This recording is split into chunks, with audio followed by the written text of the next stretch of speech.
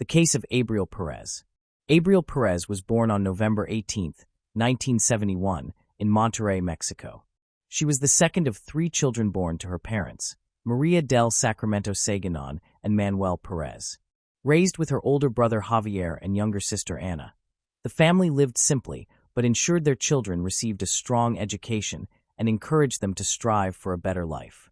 Abriel performed exceptionally well in school, demonstrated a gift for mathematics and business instincts, and dreamed of attaining a high-quality higher education to secure a well-paid job with opportunities for career growth.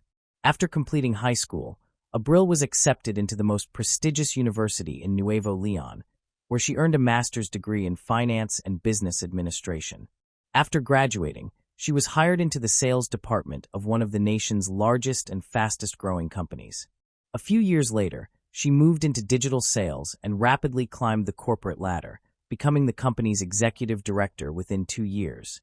Abriel was young, attractive, successful, ambitious, and steadily progressing toward the life she had always envisioned. She built an outstanding career, supported her family, and was filled with plans for the future. However, her personal life remained unstable, which disappointed her loved ones. Still, she was certain she would find true love and live a long, happy life. Little did Abriel realize how her marriage to the seemingly perfect man would ultimately unfold. Abriel met Juan Carlos in the mid-1990s as her career was rising. They were both driven, which created a strong bond between them. He was enchanted by her beauty, charm, kindness, and intelligence, while she was attracted to his sharp mind and determination. As their companies worked together on projects, they crossed paths several times, eventually leading Juan Carlos to realize he was in love with Abriel. Before I continue, I want to remind you that only a small percentage of people who watch my videos are actually subscribed. So if you enjoy my content, consider subscribing. It's free, and you can always change your mind later. Now let's move on with the video. Through mutual acquaintances, he obtained her phone number and invited her on a date. The feelings were mutual, and their relationship progressed quickly. By 1998, they decided to formalize their relationship with a wedding. By that time, both had achieved significant career success and were involved in developing online stores, which showed great promise. Their life resembled a true fairy tale, inspiring envy and admiration among their peers. After 3 years of marriage, Abriel gave birth to their first child, a daughter named Ana Cecilia. 2 years later, they had a son named Juan Carlos Jr., and 2 more years after that, they welcomed a third child, a boy named Julio Andres. Despite having 3 young children, Abriel managed to balance her parental duties with her career progress, taking barely any maternity leave. From the outside, the Perez Sanchez family appeared perfect, wealthy, successful, and happy. However, appearances were misleading. Behind closed doors, Juan Carlos revealed his true nature, being hot-tempered, aggressive, and harsh. He was unwilling to compromise, insisting that everything had to be exactly as he wanted. Over time, his conduct worsened, and verbal arguments escalated into physical confrontations. After the birth of their first daughter, Juan Carlos briefly softened, attempting to control his emotions, but it did not last long. By the time the third child was born, he no longer even tried to be a good father or husband. He would release his rage on Abriel, hurling insults and humiliating her, and her tears appeared to raise his mood. He frequently assaulted her physically, often in ways that left no visible marks, so she could conceal the bruises beneath her clothes or cover them with makeup. All of this was done to preserve his spotless reputation and to take pride in portraying himself as a model family man, a devoted husband and father. Abriel remained silent for years, trying not to tell even her sister or mother about the ongoing nightmare. She earned a good income and could have raised the children on her own. But her husband was a wealthy and powerful man who could easily take the children away from her through the courts. By 2010, the ideal family facade had begun to fall apart, and those who once admired them started to suspect that something was terribly wrong behind closed doors.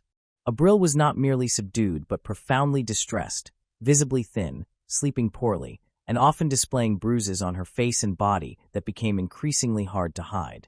In public, Juan Carlos maintained a calm and confident appearance, pretending nothing was wrong, playing the role of a loving and caring husband, interacting with his wife in a polite and affectionate manner.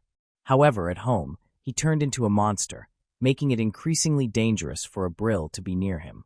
Despite pleas from loved ones to divorce him, Abriel stubbornly insisted that everything was fine and that she would deal with the problems with her husband herself. In 2014, Juan Carlos's career reached its height when he became the head of a major trading company, making him one of the most influential figures in the field.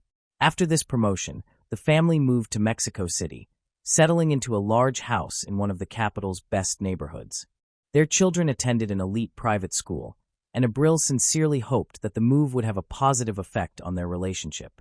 Contrary to expectations, the change only led Juan Carlos to continue physically abusing and insulting his wife, even doing so in front of their children. He began to accuse her of infidelity without cause, and whenever she tried to defend herself, he resorted to using his fists. He monitored her phone and emails, forbade her from using social media, and later even hired a private detective to follow her and photograph any men who came near her. Over the next 4 years, Abril tried everything to save her marriage, even as her husband's behavior became utterly unbearable. She lived in a never-ending nightmare that outwardly appeared to be a happy and successful union, with many even envying her for having a prominent, influential, wealthy, and seemingly caring husband. In 2018, the Sanchez family traveled to Monterrey to celebrate Catholic Christmas with the Perez family. However, Juan Carlos behaved toward his wife as he was accustomed to, not holding back in front of her parents, who were horrified by what they witnessed. At that moment, Abril realized things could not continue this way and told her husband that she would file for divorce once they returned to Mexico City. Upon hearing this, Juan Carlos erupted in fury, seizing her by the throat and squeezing so forcefully that she nearly blacked out. Only the intervention of her mother, Maria del Soro, who entered the room and raised the alarm, prevented a tragedy. When the family returned to their home in the capital, Abril began preparing for divorce, moving from the marital bedroom into a small guest room. However, this did not protect her from her tyrannical husband. On the morning of January 4th, while she was still asleep, Juan Carlos entered the bedroom carrying a baseball bat, striking her forcefully on the head and trying to swing again.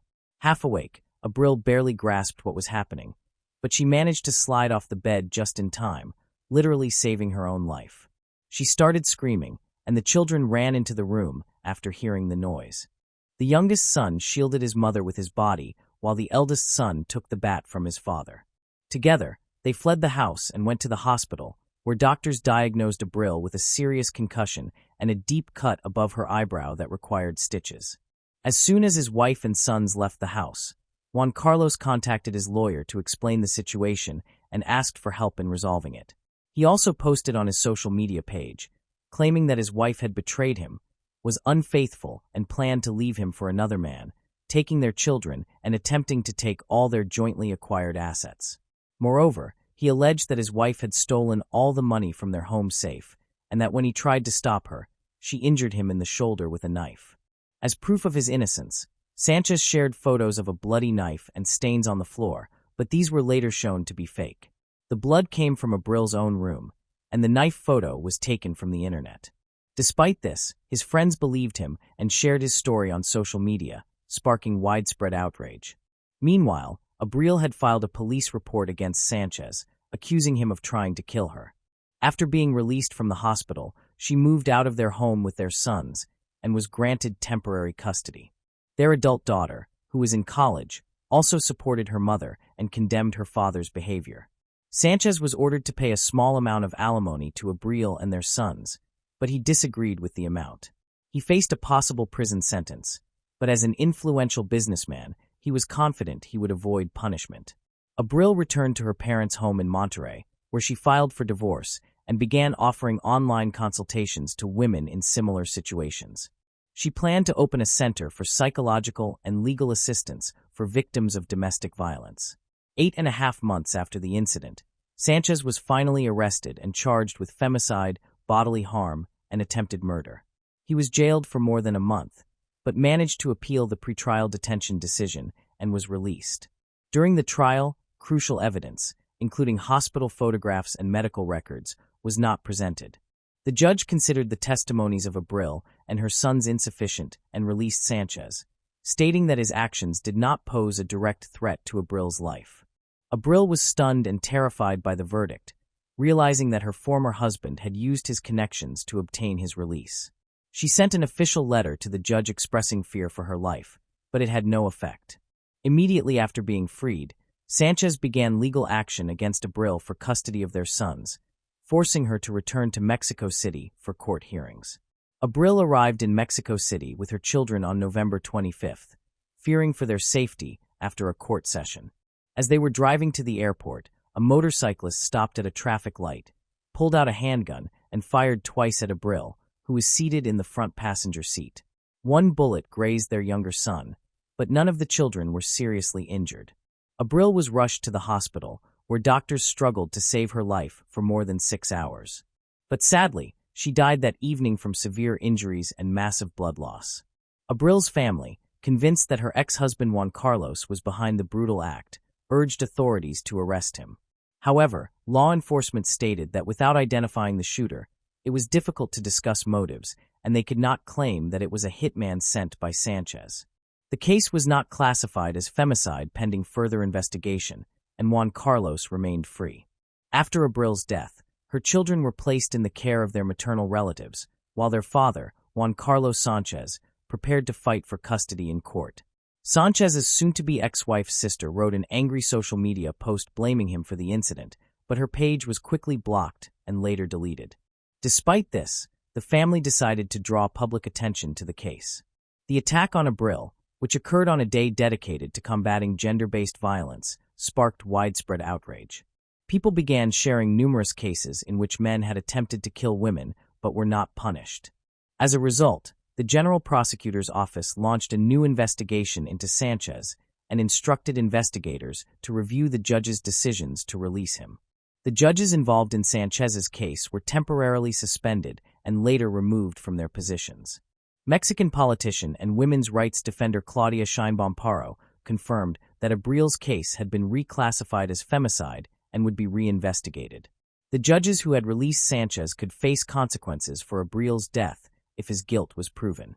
Sanchez posted on social media, calling for the person responsible for his ex-wife's death to be punished to the fullest extent of the law.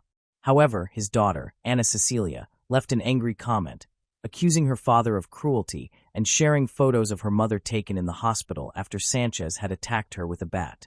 Despite the media attention, Sanchez was initially left free under a restraining order that required him to check in weekly at a police station. However, after he failed to appear, a warrant for his arrest was issued. He used his resources and connections to flee the country and enter the United States. Mexican authorities contacted Interpol reporting Sanchez as a fugitive accused of a serious crime, and he was declared wanted worldwide. An investigation was launched to find the hitman who killed Abril. Street camera footage revealed 2 cars trailing her vehicle as she departed the courthouse with her children and lawyer. The motorcyclist who carried out the attack was not acting alone, but was receiving directions from individuals inside the cars. It took investigators several months to identify some of those involved, and 2 suspects were finally arrested on March 5, 2020. Surprisingly, they offered no resistance during the arrest and began cooperating with authorities, hoping to lessen their sentences. It was confirmed that Sanchez was the mastermind behind the crime, having paid a large sum to 7 individuals who took part in the act. The first to be captured were the driver of one of the pursuit cars and the motorcyclist who fired the fatal shots. Juan Carlos, while incarcerated, had recruited 2 seasoned criminals to serve as his personal bodyguards. After they were released, he rehired them to locate people willing to kill Abril, promising each a substantial payment if they succeeded. Once he had put together a team, Juan Carlos paid them the promised money and provided detailed instructions about Abril's route and vehicle. The most difficult part was luring Abril to Mexico City, which he accomplished by threatening to take her children if she failed to appear in court. Abril appeared in court as planned, but intended to return to Monterrey the same day. Juan Carlos was aware of this through his connections, but it was not until the end of October 2020 that 3 more individuals tied to the conspiracy were arrested on suspicion of drug distribution.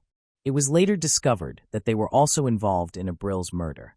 All of the arrested individuals were members of Juan Maldonado's gang, known as Juan Balto, which had protected Sanchez while he was in prison. Maldonado agreed to help kill Abril in exchange for a large reward. He was arrested in November 2020 and began cooperating, confirming that Juan Carlos had hired people to kill Abril. With this new evidence, it became clear that Sanchez was both the client and the organizer of the crime. His prior assault on Abril with a bat was reclassified as attempted murder, leading the court to issue an arrest warrant for him on charges of femicide.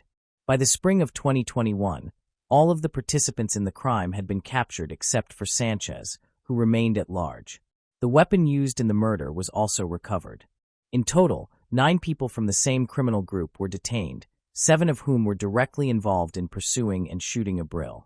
5 years after Abril's death, Sanchez, the architect of the crime, is still a fugitive, and his whereabouts remain unknown. The man who pulled the trigger was sentenced to 52 years in prison, while 2 others involved in the crime received 50-year sentences each. The remaining participants are still under investigation, and their fate has yet to be determined. Moving on to the next case. The case of Isla Reynolds. Isla Reynolds was born in Waterville, Maine on April 4, 2010. A lovely girl with blonde hair, blue eyes, and an enchanting smile, she loved music and dancing. Her parents, Trista Reynolds and Justin Dietro, had a short relationship in 2009, which resulted in Trista's pregnancy. Although taken by surprise at first, Justin's likeness to Isla could not be denied. A paternity test in 2010 led him to acknowledge his role as her father. As a result, in December, he was ordered to pay child support. Trista and Justin did not have a formal custody agreement, but Trista, who lived in Portland, had primary custody of Isla, based on an arrangement between them. It was not until mid-2011, after Isla's first birthday, that Justin began visiting her. He lived an hour and a half away, and the visits were during the day and very brief. They agreed that he could sometimes take Isla with him, but never overnight. After Isla's birth, Trista became pregnant again with her fiancé Raymond's child. In 2011, Isla welcomed a baby brother, Raymond Jr. However, Trista's life changed dramatically on October 13, 2011, when she had an encounter with child services. They gave her an ultimatum: to seek substance abuse treatment or risk losing custody of her children. Trista chose rehabilitation, leaving Isla and Raymond Jr. in the care of her mother and sister, determined to be reunited with them and avoid losing them permanently. By October 2011, Justin had seen Isla about 5 to 10 times. However, just 4 days after Trista's funeral, on October 17th, Justin and his family suddenly decided to pursue custody of Isla. Justin's mother, Phoebe DiPetro, contacted Child Protective Services and was granted permission to take Isla into their care. The authorities quickly notified Trista's relatives of their decision. However, when Isla's aunt was informed that she had to hand Isla over, she strongly opposed the decision, claiming that Justin had a history of abusing the child. The officials responded that a father's custody rights take priority over those of an aunt. After permission was granted, Justin and his family went to collect Isla from her Aunt Jessica's house, but they did not know the address. Child protection officials provided the location, and a police officer, Charles Weaver, accompanied Justin and his mother to the house. The paternal grandmother waited in the car while Justin and the officer went to the door. When they arrived, Jessica pleaded with the officer not to take Isla away and warned that she would not give her up willingly. The officer observed that Isla appeared happy and carefree at first, laughing and playing. However, Jessica pointed out that Isla's behavior changed dramatically when Justin came closer. As soon as Isla saw her father, she began to cry and tried to get away from him. Despite this, the officer took Isla from Jessica and handed her to Justin. The child struggled and screamed, even attempting to bite the officer, when she was placed in her father's arms. Jessica told Officer Charles that Isla was frightened of Justin and that they could not take her away from her. Charles explained that he felt sympathy, but as a police officer, he had to enforce the directive from Child Services, and it was not his decision to make. To clarify, if Justin had wanted primary physical custody of Isla, he would have needed either to reach an agreement with her mother or to go through a court process to obtain a judge's approval. However, as observed during the custody transfer, there was no formal agreement or court participation. Instead, a Child Protective Services supervisor made a determination but did not take into account the mother's prior arrangements for the child to remain with relatives during her temporary absence. Before a court awards a parent exclusive physical custody, they normally conduct a thorough evaluation of the circumstances, including background investigations and home inspections, which did not occur in Isla's situation. In custody matters, the child's best interests should always be the top priority. However, there was reportedly no evidence to justify the decision that was made. Many analysts believe that only an immediate danger to the child's safety could outweigh the stability and continuity of remaining with her maternal relatives. If Child Protective Services officials believed Isla was in danger, it remains unclear why they removed only Isla and not her younger brother Raymond as well. The father took Isla to his childhood home in Waterville, where he lived with his mother Phoebe, 47, his sister Alicia, 24, and her infant daughter Gabriella, who, like Isla, was a baby at the time. Justin, 25, lived in a partially finished basement that consisted of one large room, while the rest of the family stayed upstairs. During Trista's rehabilitation, she called Justin every day to talk with Isla and make sure everything was going well. She did not notice any warning signs during these conversations. On October 20th, 2011, which marked the 8th day of Trista's treatment, a meeting was held to discuss Isla's case. Those present included members of Child Protective Services, 2 doctors, Trista, her sister Jessica, and their lawyer, as well as Justin, who joined by phone. This meeting led to an agreement that Isla would be returned to her mother on October 22, 2011, after Trista completed the addiction recovery program. It was also agreed that Justin would bring Isla to the treatment center for a visit on the 21st. Things were improving for Trista, but the situation was about to change. None of the agreements that had been established were honored, leaving Trista desperate to regain custody of her daughter. She repeatedly contacted Child Protective Services for help in enforcing the agreement, but without success. As a result, Trista sought a temporary compromise with Justin. He would continue caring for the child, and she would be granted regular visitation rights. On November 12, 2011, Justin took the girl to the emergency room. After a thorough evaluation, doctors diagnosed a fracture in one of her joints, specifically the elbow joint that connects the upper arm to the elbow. Justin claimed the incident had happened the previous night, on November 11th, stating that he slipped and fell on her while holding Isla on the porch during a rainstorm. According to him, although she cried, there were no visible injuries, and it was not until the following morning that it became clear she needed urgent medical care. By the next Monday, the orthopedist determined that surgery would not be required and that the injury would likely heal on its own. A week later, on November 26th, during her third medical appointment, the specialist reported that the child's recovery was progressing as anticipated. Trista attended this appointment to carefully monitor her daughter's healing, unaware that it would be the last time she would hold her in her arms. From that moment forward, the situation rapidly declined.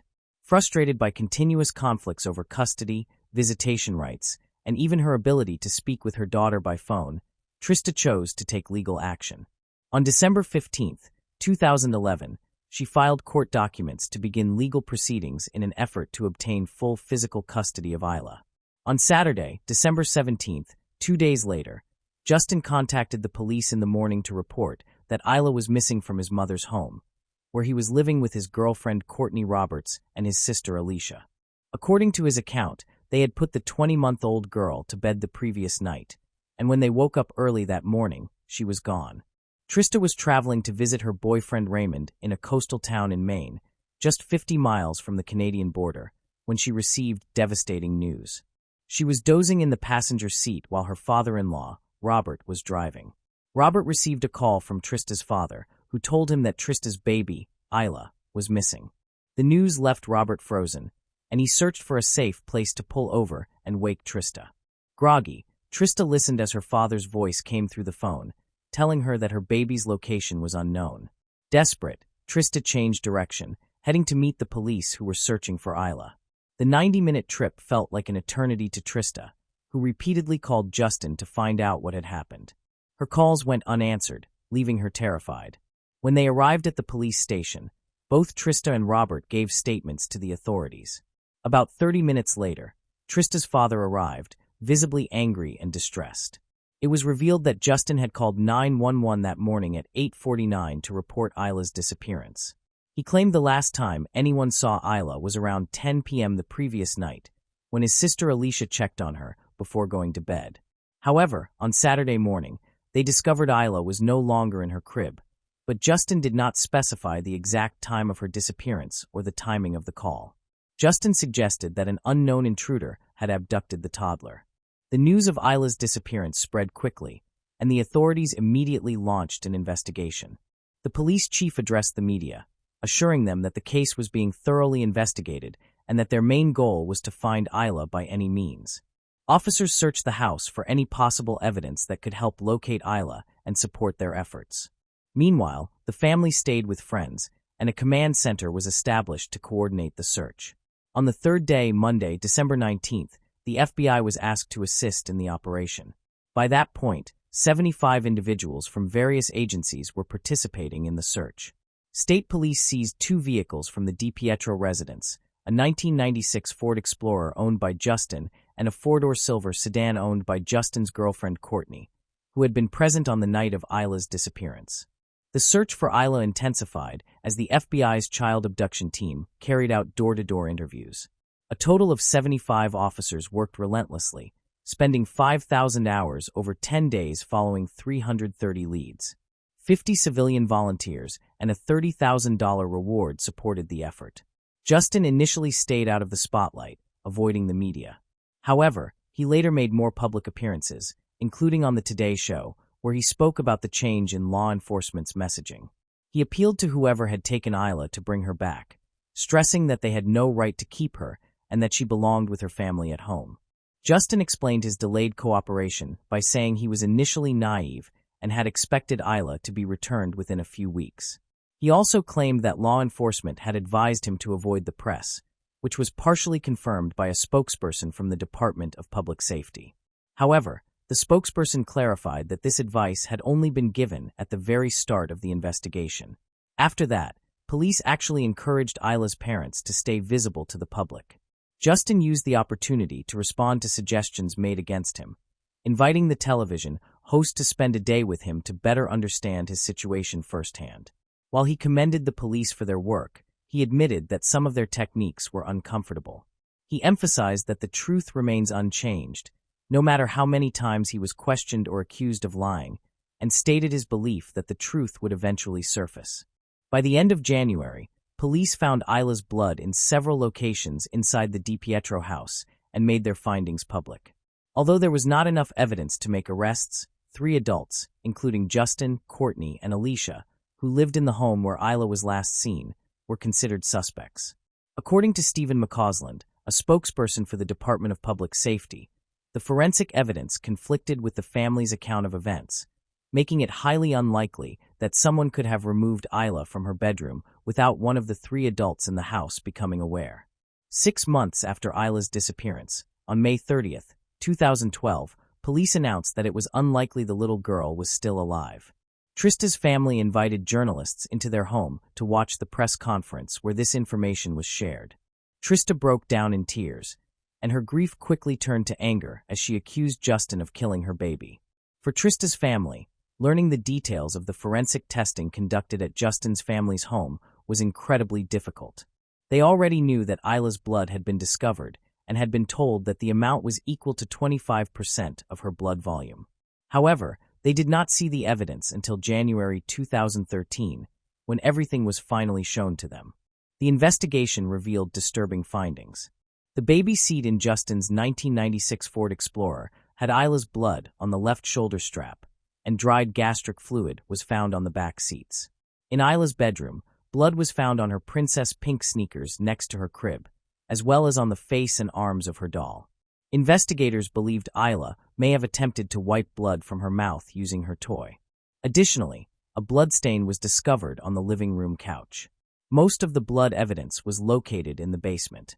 On the mattress where Justin slept with Courtney, a pool of Isla's blood was found. Nearby on the bed, vomit and an unidentified pink fiber, possibly from a toy, were discovered next to the sneakers stained with Isla's blood on the tongue and interior. In addition, splatters of blood were found on the cement floor around the bed and along the walls. With some of the splashes on the walls matching Isla's height, an expert concluded that certain drops of blood, roughly the size of a dime, indicated trauma caused by a blunt object. Experts also determined that some blood spatter patterns in the home could have been coughed up by Isla, suggesting she suffered both internal and external injuries. Police determined that bed linens had been used to clean up Isla's blood. This information was horrifying for Trista and her family to learn, and they soon encountered even more disturbing details. Officers warned Trista about the graphic nature of the evidence and then showed her luminol test results, which revealed hidden bloodstains inside the house. She was devastated, fled the station in panic, and became convinced that Isla had been murdered, choosing not to view any further evidence. Justin showed no emotion when police presented him and the DiPietro family with the evidence months earlier. The family with whom they stayed during relocation also declined to view the photos, citing a lack of interest. Justin's girlfriend, who had been with him on the night Isla disappeared, reacted with the same indifference to the findings. Trista spoke out 8 months after the 2013 ordeal, harshly criticizing Justin, Alicia, and Courtney for remaining free and seemingly unconcerned. In a scathing letter, she shared evidence and photographs, refusing to wait for justice and vowing to reignite public interest with, or without the support of law enforcement. In 2016, journalists visited Justin's mother's house and met Alicia, Isla's aunt. When questioned about the blood evidence, Alicia blamed Isla's supposed lactose intolerance, citing vomiting as the cause. However, online research showed this to be unlikely, as typical symptoms include gas, bloating, and diarrhea, not vomiting blood. In 2017, a judge granted Trista's request and formally declared Isla legally deceased. The ruling stated that Isla's death likely occurred on or around December 17, 2011, the day her father, Justin, reported her missing. With this ruling established, Trista and her legal team pursued a wrongful death lawsuit against Justin, alleging that his intentional and unlawful actions led to Isla's death and that he subjected her to pain, terror, and physical harm before her passing. Trista held a press conference confronting her deceased daughter's father after he denied wrongdoing in a lawsuit. She questioned his conscience, saying she could see the truth in his eyes and believed he knew there was a problem. In 2023, a judge approved Trista's request to add Phoebe and Alicia as defendants in the wrongful death suit. The 3 defendants now face civil charges for wrongful death, conscious pain and suffering, and unlawfully interfering with a deceased person's body. Additionally, Justin was charged with violating his parental responsibility to care for a minor child. Trista and her attorney understood they would not receive money from Justin. Their goal was to uncover the truth about Isla's disappearance. His behavior was considered suspicious, as he drove to Portland and back, claiming he was searching for Isla, but never contacted Trista or her family. He had purchased a $25,000 life insurance policy for Isla just weeks earlier. It was strange that Justin chose to stay at a friend's house while detectives were investigating Isla's disappearance. This was particularly surprising given that Justin had been barely involved in his child's life during the 9 months of pregnancy and for most of her life. Trista also revealed that she received unusual messages from Justin in the week after he took Isla, in which he expressed fears that someone might kidnap or take her. He had made similar remarks around December 11th, 6 days before her disappearance was reported. However, after Isla went missing, those messages took on a threatening and confusing tone. Trista admitted that she had always been puzzled by their meaning. Moving on to the next case. The case of Catherine Nevin. 55-year-old Tom Nevin was fatally shot in his pub, Jack White's, near Arklow in the early hours of March 19th of last year. He was killed by a single shotgun blast to the side as he was counting the takings after the St. Patrick's holiday weekend. His car, which was driven away after the robbery, was later found abandoned at Dartmouth Square in Dublin. Today, members of the investigation team took Mr. Nevin's widow, Catherine, into custody while she was visiting Dublin. She was arrested in the Bilibbo area of the city at lunchtime and brought to the Bridewell Garda station, where she was charged with the murder of her husband and with soliciting others to kill him in 1989 and 1990. Shortly afterwards, she was brought before Judge Michael Canalan in the nearby Dublin District Court. Catherine Nevin, née Lee Scully, was born on October 1, 1950, in the small village of Nerney, County Kildare. Growing up in a modest 2-bedroom home with her brother and sister, she attended Presentation College, Kildare, an all-girls school run by nuns. Catherine excelled academically and was known for her diligence and skilled hands. After leaving school, she invested in sewing machines and traveled around the country, giving dressmaking lessons. She then moved into the world of makeup, completing a beauty course and delivering lectures on makeup and personal presentation, where she demonstrated strong teaching abilities. Catherine's first notable job was as a receptionist at Dublin's oldest hotel, the Castle Hotel. Her colleagues described her as highly efficient, glamorous, and ambitious, with dreams of starting her own modeling agency. At the age of 21 in 1971, she met Tom Nevin, a regular visitor to the hotel who was 10 years older than her. Their relationship quickly developed, and they married in Rome in 1976. Tom was a relatively wealthy, shy, and grounded man, originally from a County Galway village called Tina. He was the eldest of 9 children and had a strong love for sports, especially hurling. His relaxed charm, combined with Catherine's ambition, formed a powerful partnership. When he married Catherine, he was managing his uncle's pub in Dolphin's Barn, Dublin. Over the years, Tom and Catherine went on to buy and manage many properties around Dublin, with Catherine taking an active role in decorating the properties and collecting rent. In March 1986, Tom and Catherine decided to buy Jack White's pub in Britis Bay, County Wicklow, which is the setting for this story. They worked tirelessly, keeping the pub open from 8:30 a.m. until late at night. Britis Bay is a 4-kilometer stretch of beach along the Irish Sea coast, and the beach and surrounding dunes are very popular with Dubliners, being one of the most visited beaches by residents of the capital during the summer months. Purchasing Jack White's pub and restaurant proved to be a very profitable move for the Nevins. However, this was also where Catherine's true character began to show and her marriage started to decline. Catherine was a bossy and bullying person who was abusive toward both Tom and her young staff.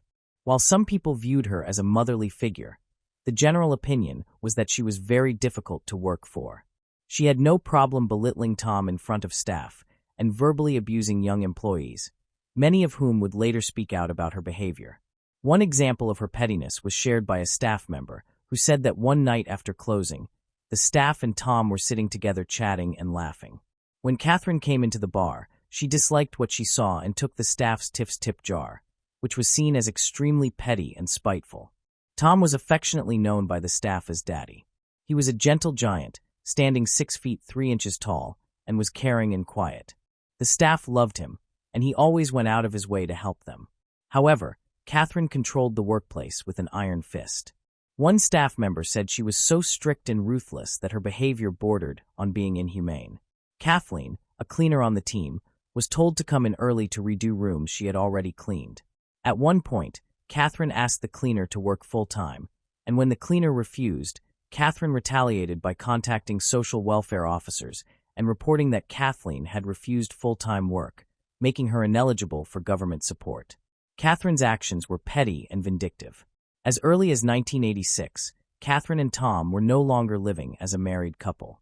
Tom slept in the staff quarters while Catherine occupied the main bedroom, openly entertaining male friends just doors away from Tom's room, which was deeply disrespectful. Although Catherine had asked for a divorce many times, Tom refused, as he had already annulled his first marriage, and his Catholic upbringing made him reluctant to face another failed marriage. If Tom had agreed to the divorce, he might still be alive today, spared years of humiliation before staff, friends, and patrons. Between 1989 and 1991, Catherine was desperate to end the marriage and made no fewer than 18 requests to have her husband killed. She stood to gain greatly from his death, as she would inherit the pub valued at £670,000, their 2 Dublin properties valued at £1 million at the time, and a £78,000 payout from an insurance policy, along with £197,000 in cash. Catherine was not only as described above, but she was also what people in Ireland might call a bit of a flirt. She had men around her constantly, with no shame, and she was drawn to men in high-profile positions. If someone high-profile visited Jack White's, she would go out of her way to impress them, as she was very flirtatious and used her sexuality to her advantage, with short skirts, low-cut tops, and high heels. On Tuesday, the 19th of March, 1996, Tom and Catherine were due to celebrate their 10th anniversary of owning Jack White's pub. It was just after St. Patrick's weekend, so the pub was especially busy. Tom did not get a chance to go to the bank, and on Tuesday evening he was downstairs in the kitchen of the pub, counting the weekend's takings, while Catherine was asleep upstairs. According to Catherine, she was awakened by someone pressing her face into a pillow and a man shouting, "Jewelry, kill you," while holding a knife. She said she was then tied up by the attacker. After some time, she heard two vehicles speeding away. She managed to reach a panic button, and the guards arrived around 4:30 a.m. They found Tom slumped on the kitchen floor in a pool of blood with a gunshot wound to his chest, still wearing his glasses and holding a pen. He was clearly dead. A sum of £13,000, equivalent to €16,500 today, was stolen along with Tom's car, which was later found abandoned in Dublin City. It appeared to be a robbery gone wrong, but despite Catherine's account, there were no signs of forced entry and the phone cords had not been pulled from the walls, although two phones were left off the hook. Catherine's bedroom was in disarray, but it did not appear to have been thoroughly searched, and jewelry was scattered around, yet none was taken. From the time of the shooting, it took Catherine a total of 2 hours before she pressed the alarm button to alert authorities to the break-in. She greeted the guards scantily dressed and told them she had been tied up with her own black tights and that her underwear had been forced into her mouth as a gag. A fingerprint expert from the guards discovered drawers scattered across the floor, which seemed to have been lifted from their sides and set down on the ground. None of the doors or windows in the pub displayed any indications of forced entry. She had not gone to her husband's separate bedroom to seek help after she had freed herself. A witness would later remember how, on the day of the murder, Catherine had told staff that they were not welcome to stay there that night in the pub, as they had often done after a night out, particularly after a bank holiday weekend. While many of the circumstances appeared suspicious and the Guardii were confident they had identified their killer, there was still a lack of solid evidence, no forensic proof, no white witnesses, and no admission of guilt. Circumstantial evidence would not have been sufficient to convict her. However, while they built their case, Catram would act the role of a grieving widow perfectly, all dressed in black, carrying a single red rose and absorbing the pool of sympathy from family, friends, and people who knew them through their businesses. Catherine even installed a large headstone at Tom's grave site and had poetry inscribed, showing her love for Tom. She also placed an advertisement in a local newspaper that spoke of her devotion to Tom. It would take until April 1997 for Catherine to be arrested, shortly after she had sold the pub for £500,000. When she was later charged with murder and solicitation to murder, she had already become one of the most widely discussed and recognizable individuals in the country. Later, Tom's family would apply to the courts to freeze all assets until the conclusion of the trial, including the proceeds from the sale of the pub. In 2000, the first trial collapsed when it became known that the jury's deliberations had been overheard. The second trial was delayed when Catherine was hospitalized, but it resumed a few days later. Catherine pleaded not guilty, and as the prosecution had only circumstantial evidence, they relied heavily on the testimony of 3 specific witnesses. Between 1989 and 1991, Catherine had approached these 3 men, who became the key witnesses for the prosecution. The first man was William McLean, a self-admitted smuggler from County Monaghan, who was among the original barmen employed at Jack White's pub when the Nevins acquired it. He was also Catherine's first known extramarital companion, and he claimed to have been rewarded only through her kindness. Years later, he received a phone call from Catherine informing him that she was hospitalized following a heart attack. However, it was in fact a cosmetic surgery procedure. She offered him £20,000 and the possibility of rekindling their relationship if he agreed to kill Tom. His response was a firm refusal. The second man was John Jones, a former member of the political party Sinn Féin, who ran an advice clinic at the back of his shop in Dublin. She had offered to host meetings in the pub to gain favor with the IRA. She visited his shop one day and directly asked that he have the IRA kill Tom. Jones believed she was joking and refused. A few weeks later, she returned with the same plan, but Jones declined again.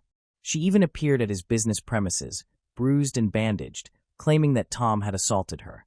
In fact, she had undergone cosmetic surgery again, as it appears that Catherine was fond of such procedures in the past. Eventually, she got the message and stopped asking. The third of these witnesses was Jerry Heaps, a former member of the Provisional Irish Republican Army, and he worked for John Jones in his shop. It was Jones who had originally introduced Jerry to Catherine. She approached him at least 10 times, asking him to help her kill Tom.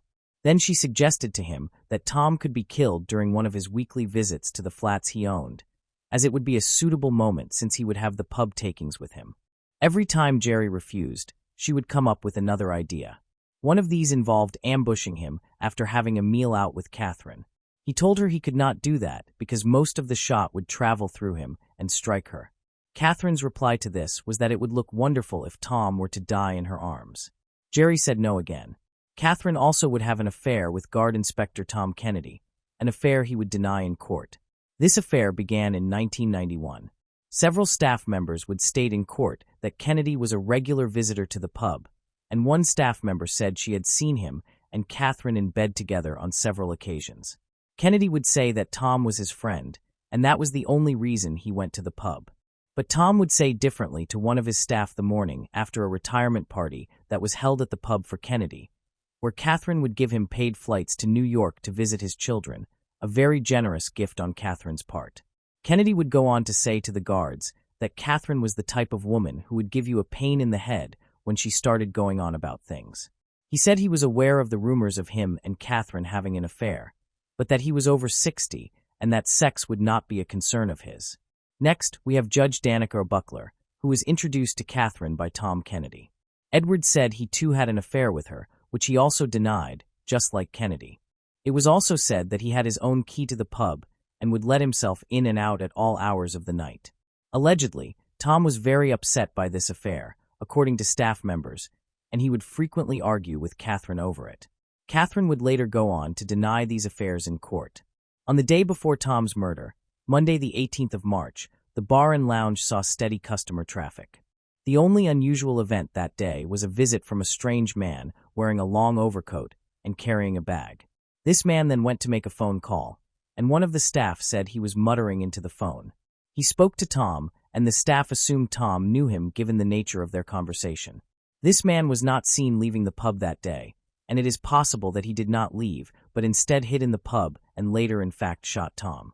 Also, after Tom died and Catherine was under investigation for his murder, there was no objection to oppose her taking on the license of the public house exclusively.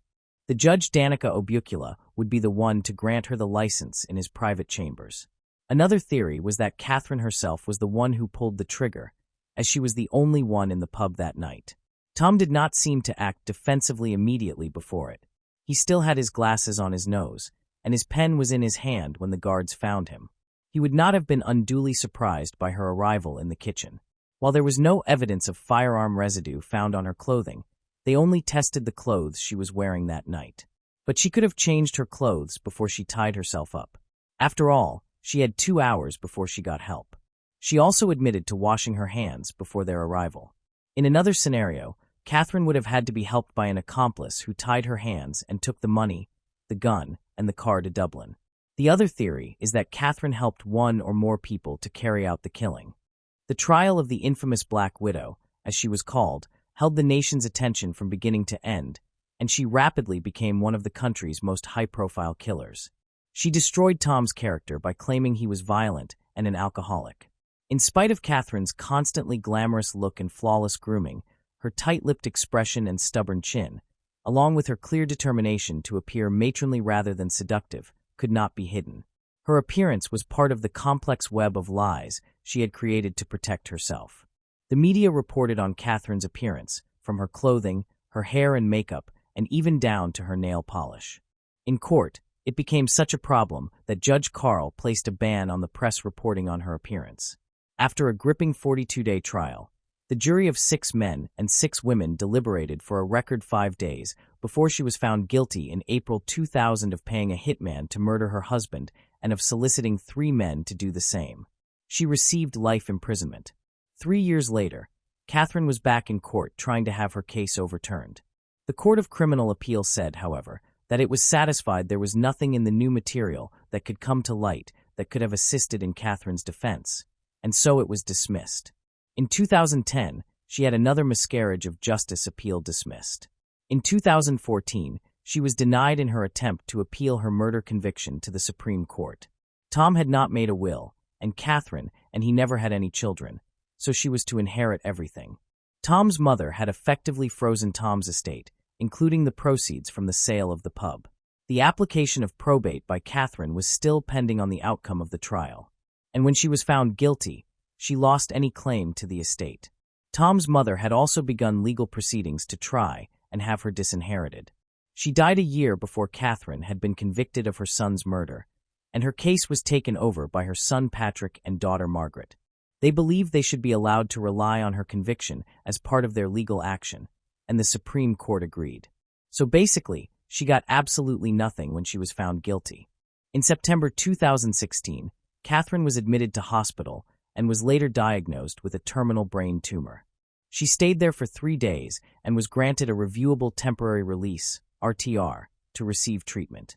On November 7, 2016, she was transferred to an acute post-care unit while undergoing medical treatment. She remained there until August 2017, when she again received an RTR for pre-release and resocialization. She was provided with supported accommodation and stayed there until she was rehospitalized on November 6, 2017. In December 2017, she was moved to a hospice care facility, where she remained until her death in February 2018. She was 67 years old. Catherine maintained her innocence until the end. Despite being convicted of murder by a jury, she insisted that this was not conclusive proof of her guilt. Additionally, she never revealed who had helped her in killing Tom. Moving on to the next case. The case of Dariusz Paduch. Dariusz Paduch, born on April 15, 1970, in Poland. He graduated from the Lodz Medical Academy, began his medical career in the early 20s, and worked for many years in New York at Presbyterian Hospital and Weill Cornell Medical Center. As a urologist, he specialized in the treatment of male infertility and sexual dysfunction. He also published dozens of medical articles and treated patients from across the country. However, his career was significantly impacted when he was convicted of sexual abuse. Around 2019, Paduch began working at another hospital on Long Island, where he continued to sexually abuse patients. Paduch used his role at prominent New York hospitals to attempt to convince patients that his sexual abuse was medically necessary and appropriate, when it was not. He frequently requested follow-up appointments and instructed patients to return to see him multiple times. Additionally, he invited at least 2 underage patients to act as high school interns. As a result, some patients attended numerous appointments with him over several years, during which they were repeatedly abused.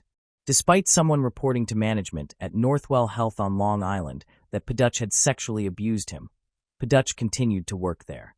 Like many sexual predators, Paduch disguised his abuse and assaults by making them appear legitimate or harmless. Due to his positions at prestigious hospitals, he was able to gain the trust of his patients. He also claimed to be an expert on Klinefelter syndrome, XXY, a genetic condition in which boys are born with an extra X chromosome. With the support of the hospitals where he worked, he convinced the families of many children diagnosed with XXY to allow him to provide treatment. However, instead of delivering the care the children needed, he exploited and sexually abused them. Paduch was arrested on April 23, 2022, in Chicago, Illinois. He was accused of abusing numerous patients, including men and children, while employed at hospitals. From approximately 2007 to 2019, while working as a urologist, he lured multiple patients to his clinic to sexually abuse them. Additionally, he also enticed several patients to New Jersey, where he abused and assaulted the victims under the pretense of medical care. The case attracted substantial public and media attention due to the severity of the allegations. One witness in the case is BR, now 27. BR stated that in 2006, when he was 14 years old, he experienced groin pain and went to see a well-known New York urologist, Dr. Dariusz Paduch. What occurred at the doctor's office has haunted him to this day. According to BR, Paduch asked him to perform sensitive actions. Paduch then conducted an examination and retained relevant images. Furthermore, Paduch showed him some personal images and content on the office computer. At the time, BR did not report Paduch's behavior to anyone at the hospital. According to him, at the time, he was uncertain whether Paduch's actions had crossed the line. However, nearly 12 years later, the impact of the Me Too movement inspired him to share his story. The movement seeks to raise awareness about sexual abuse and harassment, encouraging individuals, especially women, to share their experiences. Consequently, he filed a complaint with the New York Department of Health. Additionally, he sent an email denouncing Paduch to the legal counsel of Weill Cornell Medicine in Manhattan, where Paduch had worked. BR is among the victims who filed a lawsuit, accusing the hospitals of supporting and failing to prevent Paduch from sexually abusing patients under his care. In court filings, the hospitals have denied any wrongdoing by Paduch. The lawsuits presented evidence that staff at Weill Cornell, where Paduch worked for 17 years, were aware of sexual abuse complaints much earlier than previously known. The first trial of Darius Paduch took place in May 2024 in the U.S. District Court for the Southern District of New York. During the trial, evidence revealed that he exploited his role as a urologist to sexually assault patients during examinations. His abuse included sedation and assaults both in his office and in other locations, such as on his private boat. Paduch disguised these acts as medical care to exploit the trust of his patients. After a 2-week trial, Darius Paduch was convicted of multiple sexual abuse charges, including charges involving minors. He was found guilty of 6 counts of enticing individuals to travel for illegal sexual activity and 5 counts of engaging in sexual activity with minors. The court heard testimony from 11 victims who recounted their traumatic experiences of being abused under the guise of medical treatment. The court sentenced him to life in prison, marking a significant step in holding a medical professional accountable for abusing his authority. He initially pleaded not guilty, but the evidence and witness testimony led the court to deliver a guilty verdict. Paduch's victims, both adults and children, were all patients he treated while employed at 2 prominent medical facilities in New York and New Jersey between 2007 and 2019. Darius Paduch's trial occurred on Wednesday, November 20, 2024. At trial, multiple victims testified that Paduch used visits to commit abuse under the pretense of medical treatment. He engaged in medical malpractice, including physical contact without consent and performing unnecessary procedures that caused severe pain and psychological harm to patients.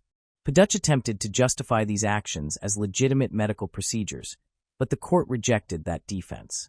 A federal judge sentenced Darius Paduch, a former urologist at Weill Cornell and Northwell Health, to life in prison for 11 counts of sexually assaulting and abusing his patients.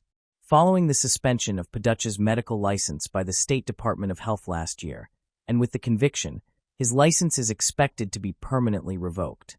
In addition to the prison sentence, Paduch, 57, was ordered to pay restitution, the exact amount of which will be determined later. The trial has not only drawn attention to Paduch's actions, but also highlighted the lack of accountability at the hospitals where he worked, including Weill Cornell, which was accused of ignoring previous complaints of abuse. Victims have sued the hospitals, alleging they tolerated and allowed the abuse to continue. Attorney Mallory Allen, representing the victims, described Paduch as a sadist who used his medical career to conceal his predatory behavior. Following the sentencing, U.S. Attorney Damian Williams stated that Darius Paduch was a sexual predator who exploited patients seeking care for sensitive medical issues. He used his position as a prominent urologist at prominent hospitals to sexually assault vulnerable patients, including children, for his own personal gratification. His abuses were depraved and lasted for more than a decade. He egregiously violated the medical profession's oath to do no harm. Paduch's sentence underscores that healthcare workers who abuse their positions of trust to commit sexual abuse will be held accountable. Moving on to the next case. The case of Jennifer Schuett. Jennifer Schuett was an 8-year-old girl who had just finished school for the day. She lived with her single mother, Elaine, who worked tirelessly to ensure that her daughter was happy and well cared for. Elaine balanced multiple jobs to support their family and provide Jennifer with a joyful childhood. With all the love and attention she received, Jennifer grew into a bright and cheerful child, showing a strong enthusiasm for learning and a natural curiosity at such a young age. Jennifer mentioned that children often fear the dark, and she was no exception. She admitted that she was afraid of the dark and often slept in the same room as her mother. She recalled that, from what she could remember about her childhood, she simply did not like the dark or sleeping alone and found comfort in going to bed with her mom. She stated that it was just the two of them and that they relied on each other. That night, on August 9, 2009, Jennifer and her mother, Elaine, shared a room. Jennifer was restless, tossing and turning and occasionally kicking her mother, making it difficult for Elaine to fall asleep. At 2:30 a.m., Elaine woke and asked Jennifer to return to her own room since she had to rise early for work. In response, Jennifer said, "Mom, I love you, so I'm going to sleep in my own room tonight. and went back to her room. Elaine would later deeply regret this decision, but at that moment, she had no way of knowing what would happen next. The following morning, Elaine found that Jennifer was missing when she went to wake her. She noticed that the window facing the parking lot was wide open. Elaine immediately called 911. When the police arrived, she explained that she had not heard any sounds or screams after Jennifer went to her room.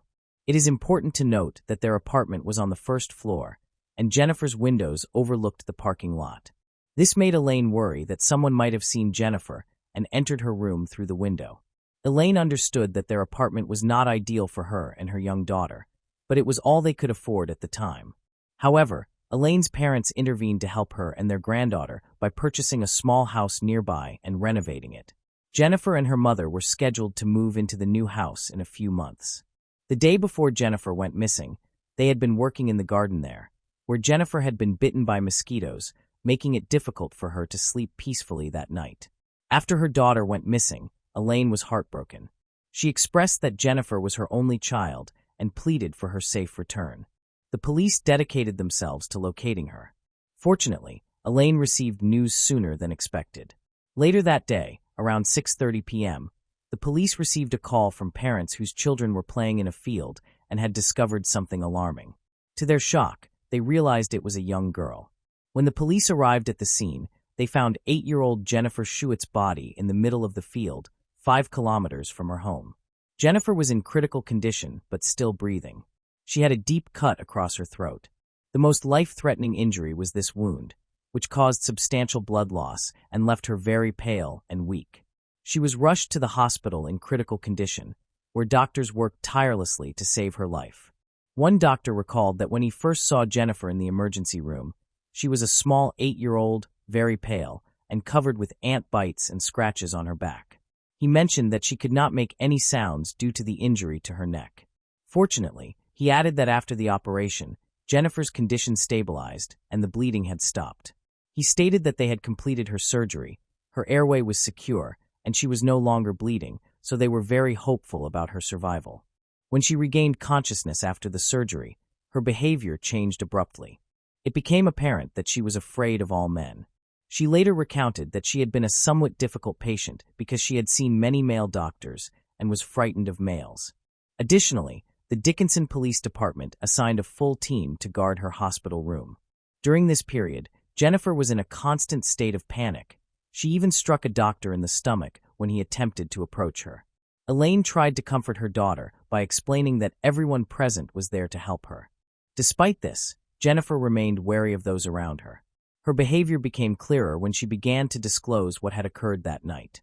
An investigator noted that they were dealing with a survivor who could not speak, and that the challenge lay in obtaining information from her.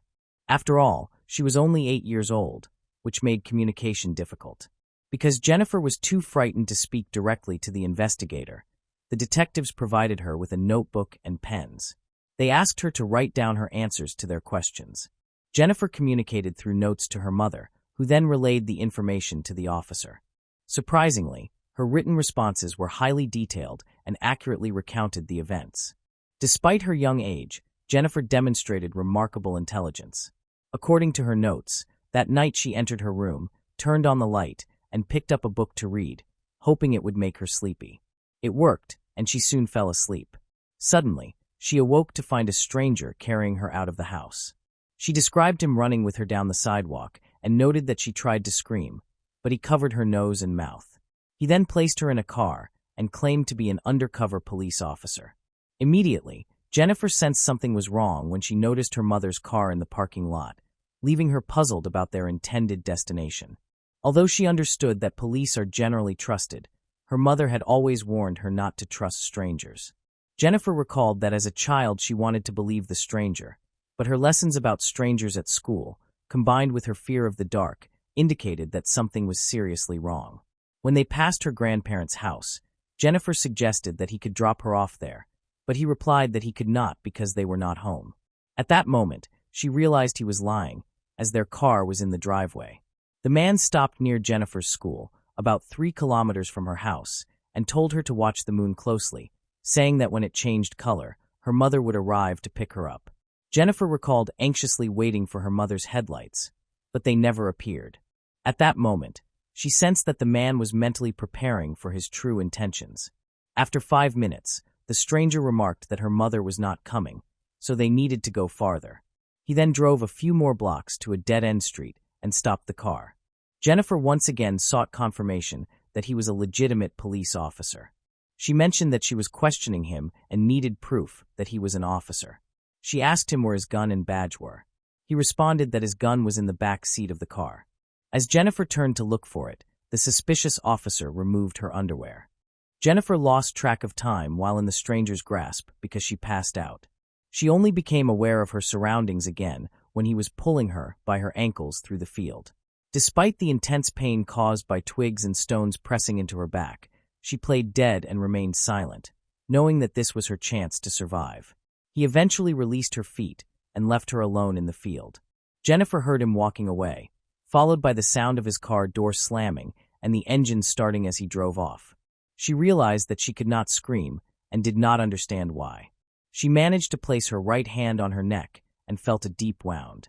Looking at her hand, she saw it covered in blood. Since the exact time of her disappearance was unknown, it was estimated that she had lain in the field for 12 to 14 hours. As the sun set, she noticed the lights of passing cars nearby. She heard children's voices and a dog that approached her several times, seemingly trying to get its owner's attention, but the owner never appeared. During this time, she was bitten by fire ants, which helped her stay awake. Jennifer stated that every time she regained consciousness, she was shocked to realize that she was still alive. She said she was not afraid and had accepted that she might not survive. Suddenly, she heard children's voices nearby, and then something struck her leg. When Jennifer next regained consciousness, she heard a police officer saying, "You've been found. You're going to be okay. Just please stay with me." She remembered being loaded into the life flight helicopter. This experience was extremely difficult for young Jennifer because she could not speak and had to communicate by writing everything down. Her fear of men added to the tension, so her mother asked the questions and Jennifer's responses were relayed to the officers outside the door. Remarkably, 8-year-old Jennifer was able to recall the stranger's name.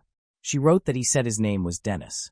She remembered thinking he looked greasy and that he might have had a scar or something on his face. 4 days after Jennifer went missing, the police enlisted the help of forensic expert Lois Gibson. She communicated with Jennifer using gestures and notes. Despite these challenges, they created a detailed composite sketch of the man, which was released to the public in hopes of gathering information. While this was happening, police searched the crime scene and discovered Jennifer's clothing about half a mile away, along with a man's shirt and underwear.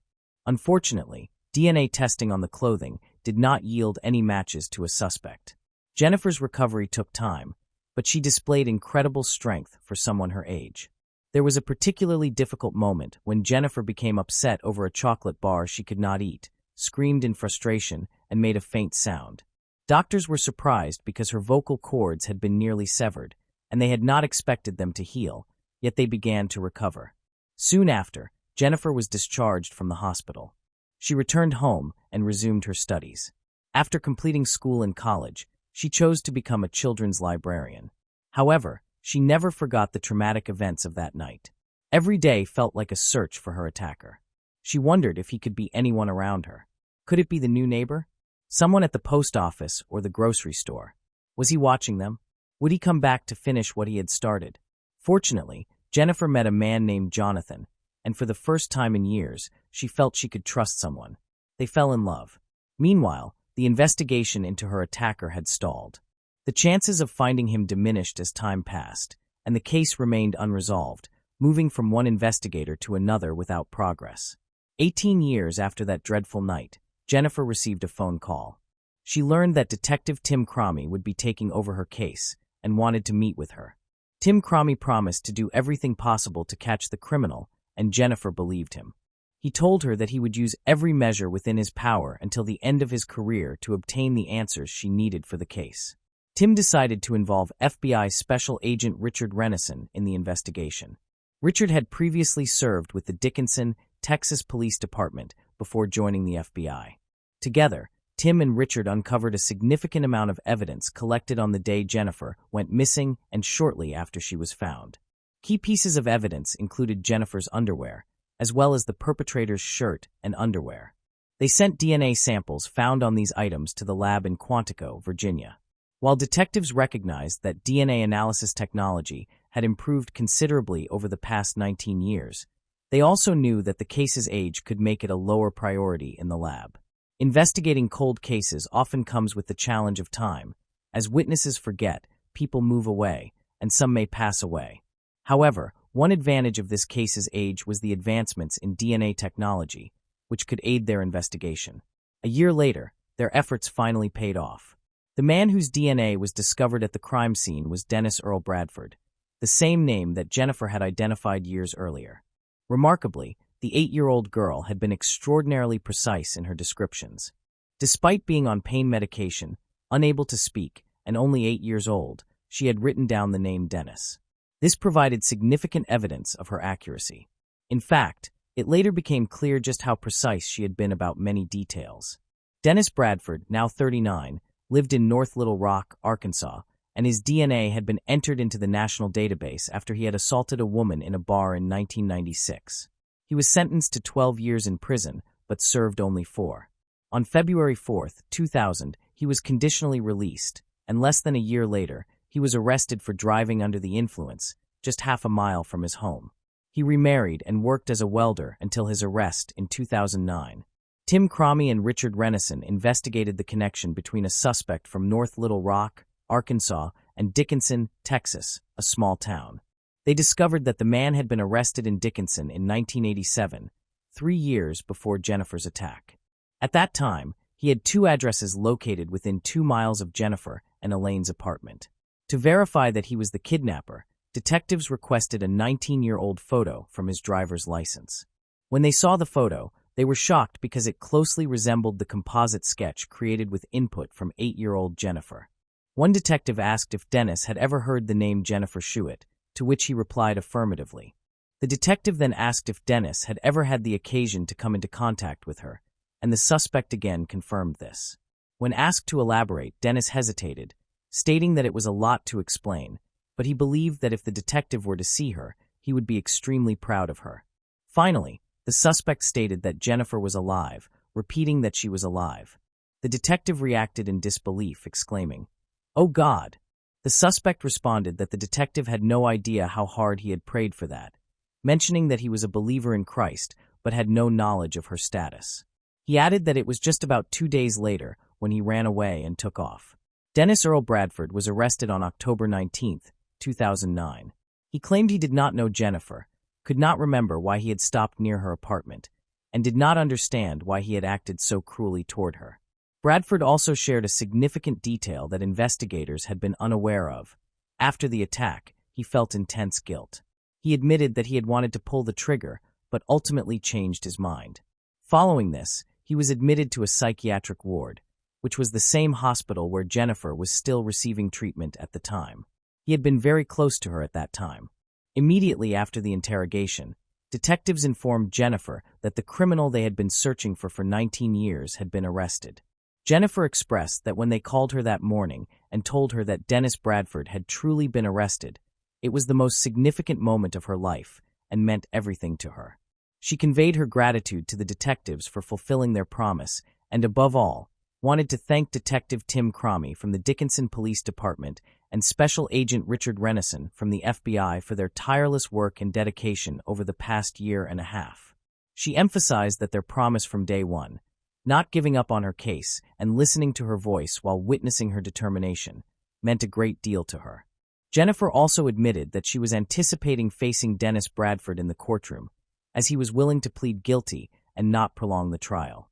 She was given the opportunity to select the court date and chose August 10th, the 20th anniversary of the attack.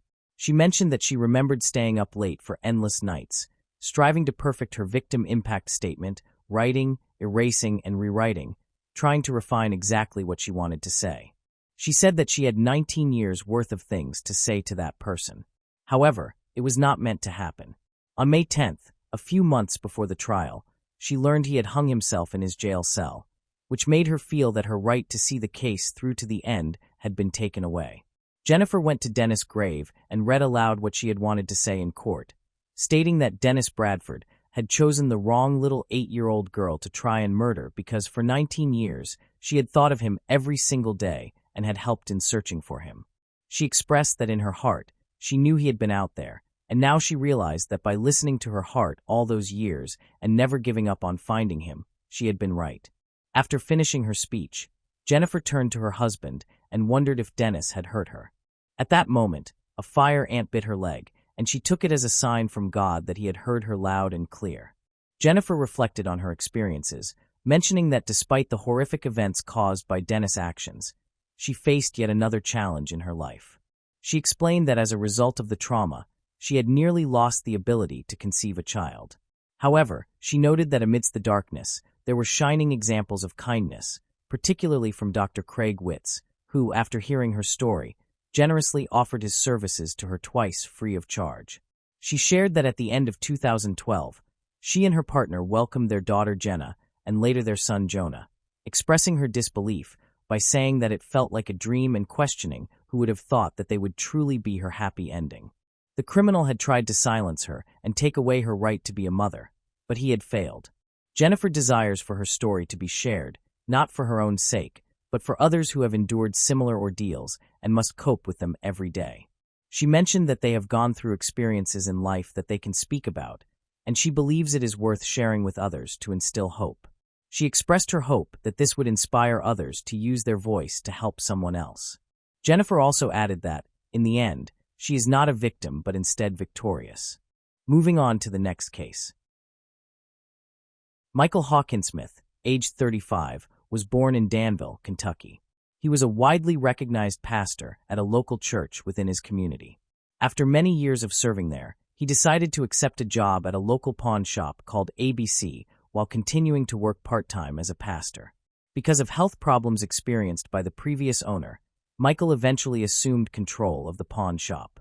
Michael was an honest and supportive person, which allowed him to easily form relationships with customers. In his private life, he was married to Angela, and together they had 2 children, Andrew and Naomi. Michael and Angela owned a pawn shop named ABC Gold, Games and More, located in Danville, Kentucky. They homeschooled their 9-year-old son, Andrew, and took care of their newborn daughter, Naomi. Andrew regularly visited the pawn shop and viewed it as his play space.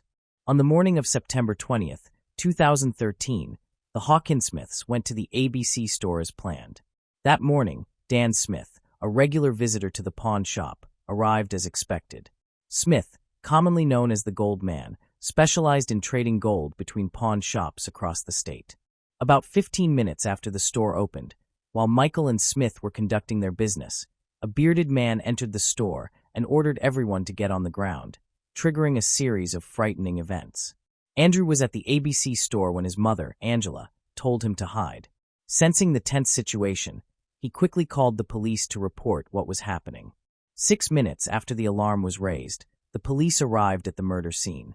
When they entered the building, they found a significant trail of blood that led them to Michael Hawkinsmith. They then discovered his wife, Angela, 38, and another victim, Dan Smith, 60, a broker, on the opposite side of the counter. All 3 victims had suffered severe injuries from gunshot wounds to their heads and bodies. Police later found 9-year-old Andrew and 14-month-old Naomi hiding in a closet. They had endured unimaginable trauma and were left without their parents, becoming orphans. While examining the crime scene, police found 14 spent shell casings and 3 intact bullets, along with a briefcase belonging to Dan Smith. Notably, the victims' personal belongings and all the money in the register were left untouched, indicating that robbery was not the motive. The investigation was further complicated by the lack of surveillance cameras at the pawn shop, requiring police to search for possible witnesses. An employee from Rainbowy Cleaners, a nearby dry cleaning business, provided critical information by describing a vehicle that had been parked near the shop that morning. The vehicle involved was a silver pickup truck driven by a large man with a bushy beard. While one team of investigators searched the area, another team had the difficult task of informing the victims' closest relatives about the tragedy. Michael's parents were devastated by the news, but felt grateful that their grandchildren, Andrew and Naomi, had survived. The tragic news also reached the daughter of the 3rd victim, Dan Smith. Dan was involved in purchasing precious metals and was knowledgeable in his field, which helped him connect with various people. His business often required him to handle large amounts of cash, sometimes reaching hundreds of thousands of dollars. Police began to suspect that Dan Smith might have been the primary target of the criminal. Through surveillance, they learned that before visiting the ABC Gold Games and More pawn shop, Dan Smith had stopped at the Lawson Jewelry Store in Harrodsburg, located 10 miles northeast of Danville. Inside the jewelry store, investigators found a surveillance camera installed on the far wall, which recorded every customer who entered and exited. They wanted to determine if anyone was following Dan Smith. At 8:16 a.m., Dan Smith entered the store, and there were no other customers present at that time. Dan Smith was seen carrying a briefcase that looked exactly like the one later discovered at the ABC Gold Games and More pawn shop. He smiled at the woman working behind the counter and then walked toward the rear of the store. A short while later, he reappeared on the footage, spoke briefly with an elderly woman who had just entered, and then exited the store quickly. The footage from the exterior camera did not show any suspicious behavior. The police were only able to monitor the man, not realizing that he would soon be connected to a tragic event. Andrew Hawkinsmith was brought to the police station to provide his statement. He explained that he was at the pawn shop with his parents when Dan Smith entered carrying a bag of money. While Michael and Dan were talking, a stranger came in and demanded the bag of money immediately. Andrew stated that Dan Smith quickly handed his bag of money to the stranger. He mentioned that his father asked the man to stop, but the man shot his father with a handgun that looked like the one Andrew usually played with. After this, his mother told him to take his younger sister, Naomi, to the back of the store and hide in the closet. Andrew picked up his sister and found a hiding place. At that moment, the criminal pointed a gun at Angela. The 9-year-old boy suspected that the stranger was after money. He described the stranger as a very tall man with a fake-looking beard, matching what a witness from Rainbow Cleaners had reported. During their investigation, the police closely examined the Hawkinsmith family's business. They discovered that the ABC Gold Games and More pawn shop was actually owned by Steve Devine. Usually, he was present during transactions on Fridays with Dan Smith, but on the morning of September 20th, he was not there. This absence raised concerns, and finding out where he was became a major priority. Steve Devine reported having an allergic reaction that morning, leading him to cancel all his appointments. His wife supported his account. Additionally, his alibi and the absence of a silver pickup truck in his possession helped clear him as a suspect. Steve Devine explained that there were no surveillance cameras in the pawn shop because the previous owner, Kenneth Allen Keith, had removed the security system. The new owner had not yet installed a replacement. Kenneth Allen Keith, 48, is a pastor just like Michael Hawkinsmith. After being diagnosed with brain cancer, he sold his pawn shop. However, he still owns a similar business called Gold Rush Buyers, located in Pulaski County near Danville's Bowles district. Kenneth and Michael have been friends for 15 years, a connection that began when Michael worked at a church youth camp. The Hawkinsmith family held a deep respect for Pastor Kenneth, who was like a beloved uncle to Andrew. As investigators lacked significant leads, they chose to review the street surveillance footage from around ABC Gold Games and More, as well as several pawn shops. They found a camera located on the office building of Danville Rentals, a real estate company. The surveillance video recorded a silver pickup truck at 8:45 a.m., but the footage was too blurry to identify the license plate or the make of the vehicle. However, eyewitness testimony from Rainbow Cleaners was essential in helping the police identify the vehicle involved. The witness noted that the vehicle was an older model with a distinctive square body shape. The video evidence also clearly showed a square rear bumper that matched this description. The color, type, and shape of the vehicle suggested that the police may have located the criminal's vehicle. They then expanded their search to surveillance systems farther away from the pawn shop. At 8:17 a.m., cameras at Ephraim McDowell Hospital recorded the same vehicle. Investigators confirmed that it was a silver Dodge pickup truck. Dan Smith's family was devastated by his death. Although they were filled with grief, they attended the funeral and managed to control their anger. Meanwhile, the Danville police appealed to the public for any information about the crime or the vehicle involved. On September 24th, the police received a call from Tracy Hurl, a pastor from Warren, Michigan. He stated that he was a friend of Kenneth Keith and mentioned that during their last conversation, they discussed the Danville murders. During that conversation, Kenneth appeared different. Pastor Kenneth told Tracy that he was driving to Danville that day to obtain medication for his wife. Kenneth also expressed feelings of guilt about the situation, as he had allowed Michael Hawkinsmith to take over his former business. It became apparent that Kenneth's relationship with the Hawkinsmith family was not as people had believed. Tracy reported a conversation with Kenneth in which Kenneth accused Michael of being a fraud and claimed that Michael tried to take over his business. This raised suspicion and led to Kenneth being viewed as a suspect. To verify Kenneth's alibi, investigators planned to review the surveillance footage from Good Neighbor Pharmacy, where Kenneth claimed he purchased medication for his wife at 9:24 a.m. Surveillance footage showed that Kenneth entered the pharmacy. However, just a few minutes earlier, he was not wearing a green jacket or a beard, which are key features of a suspect. This did not eliminate the possibility that Kenneth could still be involved in the attack.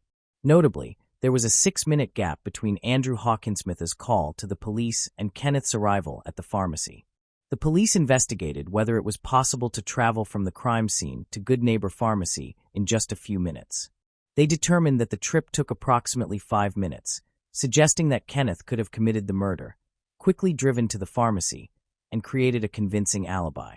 Additionally, an important piece of evidence was that Kenneth owned a silver, unregistered 2008 Dodge pickup truck. All the evidence collected was circumstantial and insufficient for an arrest. As a result, the investigators asked Tracy Hurl to participate in a series of staged phone calls directed at Kenneth. Fortunately, Tracy agreed to assist. During these calls, Kenneth eventually revealed his true feelings about the Hawkinsmith family. Everyone had been anticipating this moment. Kenneth began talking about details of the case that had not been disclosed before. He stated that he was in Danville, specifically at the pharmacy. He confirmed that he was at the pharmacy during the events in question. Kenneth then explained that he had left Danville and returned to Somerset. After that, he drove to the car wash to prepare for a planned family vacation. At 10:50 a.m., camera footage recorded Kenneth walking down the hallway to the cash register with a clear smile on his face. Additional footage from outside the building captured Pastor Kenneth leaving the car wash in the same silver Dodge at 11:25 a.m., which matched earlier images from various surveillance cameras in Danville. At that stage, police had enough evidence to arrest Kenneth. However, when they suggested a lie detector test to determine his involvement in the case, he responded strangely. He stated that he would not be able to pass the test because, during his military service, he had been involved in special missions where he had killed several individuals. Investigators executed a search warrant at Kenneth's pawn shop and uncovered crucial evidence. They found a fake beard and a large amount of cash, but there was no legal explanation for how he acquired it. Notably, they also discovered bundles of money tied with a ribbon labeled with the name of the bank that issued them, suggesting that Dan Smith was a customer. Further investigation revealed that the money discovered in Keith's pawn shop had been recently withdrawn from the account of a deceased broker, raising suspicion about his involvement. In addition, investigators found several .22 caliber shell casings in the pawn shop. Ballistic testing confirmed that these casings were fired from the same type of weapon used to kill Andrew and Naomi's parents. Kenneth Allen Keith faced 3 charges: first-degree murder, 3 counts, and robbery. He believed that Michael and Steve were planning to push him out of the business. Despite his beliefs, there was no evidence to support that Michael and Steve were involved in any conspiracy. When Kenneth met Dan Smith at the pawn shop, he tried to create a fake plan to convince the police that the case was a robbery. However, the plan fell apart when the police investigated and found no evidence of wrongdoing by Michael and Steve. On September 20th, Kenneth drove his silver Dodge Caravan to Danville. He drove around the pawn shop until he noticed Dan Smith's car parked nearby. Kenneth then shot and killed Dan Smith, Michael Hawkinsmith, and Angela Hawkinsmith. After taking all the cash, Kenneth calmly left the crime scene and went to the Good Neighbor Pharmacy. This visit was captured by surveillance cameras, which helped him create a false alibi. Kenneth chose to wash his car in what appeared to be an effort to remove any possible evidence that could be on it. Before his sentencing in 2017, Kenneth Allen Keith admitted guilt to all charges brought against him and was therefore sentenced to life in prison. When reflecting on the tragic events surrounding the Hawkinsmith family and Dan Smith, it is clear that this story deeply resonates with many. The heartbreak felt by the community highlights the fragility of trust, especially when betrayal comes from those we consider friends. As the investigation uncovered the chilling motives of Kenneth Allen Keith, it served as a powerful reminder of how quickly a normal day can turn into a nightmare. The innocence of the children, caught in such horrific circumstances, brings about a sense of deep empathy and admiration for their resilience. Furthermore, this case emphasizes the essential need for safety measures in our communities, reminding us of the importance of vigilance and awareness in our everyday lives. While the final sentencing brought some sense of justice, the emotional scars left on the families and the broader community will endure long after. Ultimately, may we take these lessons to heart, cherishing our loved ones and fostering a spirit of compassion and understanding in the face of unimaginable sorrow. Moving on to the next case. The case of Lori Slasinski. Lori Slasinski was born on September 21, 1981, to her parents, Casey and Arlene Slasinski. With blue eyes and blonde hair, Lori was adored by her family, including her older brother, Paul. The Slasinski family originally came from New York State, but relocated to rural Alabama farmland near Auburn when Lori was 13 years old. Growing up in the countryside, Lori developed a deep love for animals. Her friends described her as beautiful, and she enjoyed spending time with them, watching movies, riding her bicycle, and playing video games. Along with her enjoyment of life, she was very dedicated to her studies, and her family did their best to support her. After graduating from high school, Lori decided to attend Auburn University, where she chose to major in psychology and minor in criminology. To help her adjust to college life, her parents bought a mobile home for her to live in off-campus, located in a well-maintained trailer park popular among students. She lived there with her beloved dog, Peanut, a Yorkshire Terrier. Lori kept a strong relationship with her family, with her mother calling her every day to check how she was doing. In 2005, she graduated with honors from Auburn University. Shortly afterward, she began working at the East Alabama Mental Health Center while continuing to live in a trailer park. She also planned to pursue a master's degree in psychology in the near future. Lori's family was proud of her achievements, unaware of the trouble that lay ahead. On June 10, 2006, 24-year-old Lori planned a girls' night at her best friend Lindsey Braun's house. They intended to have drinks and watch a movie. Lori met Lindsey in their junior year at Auburn University, and they quickly became friends because of Lori's sweet and outgoing personality. Their friendship grew stronger when they both started working at the same mental health facility after graduation. Around 6:30 p.m. on June 10th, Lori called Lindsey to say she was stopping at the store before heading to her house for movie night. Sadly, she never arrived. Lindsey became worried when she did not hear from Lori that night or the next day. She called Lori many times and left messages on her answering machine, but received no reply.